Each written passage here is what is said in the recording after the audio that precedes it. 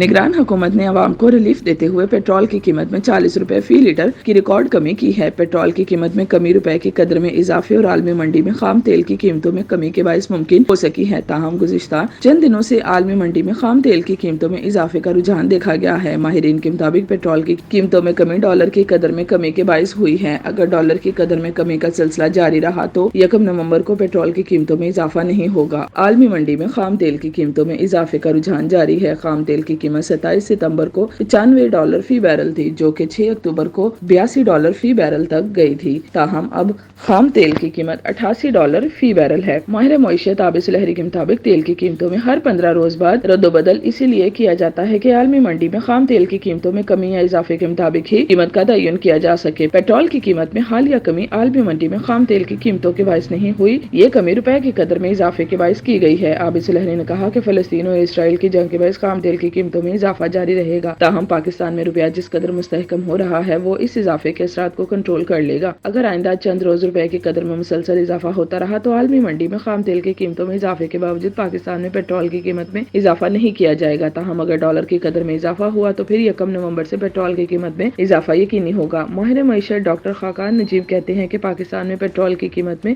गुज़िश्ता 15 दिनों से 48 रुपए की कमी हुई है। इसकी बुनियादी वजह यह है कि डॉलर जखीरा करने वालों और हवाला हुंडी का कारोबार करने वालों के खिलाफ ऑपरेशन से रुपए की कदर में 10% इजाफा हुआ है। दूसरी जानिब आलमी मंडी में खाम तेल की कीमत $95 फी बैरल से कम होकर $84 फी बैरल हुई और अब वो दोबारा $90 हो गई है। डॉक्टर खाकान नजीब ने कहा कि ये बताने के लिए कि 1 नवंबर से पेट्रोलियम मसनूआत की कीमतों में इजाफा होगा या नहीं, हमें देखना होगा कि पाकिस्तान ने खाम तेल की खरीदारी किस वक्त की और किस रेट पर की। बज़ाहिर ये मालूम होता है कि 1 नवंबर को कीमतों में मामूली कमी होगी या फिर कीमतें बरकरार रहेंगी।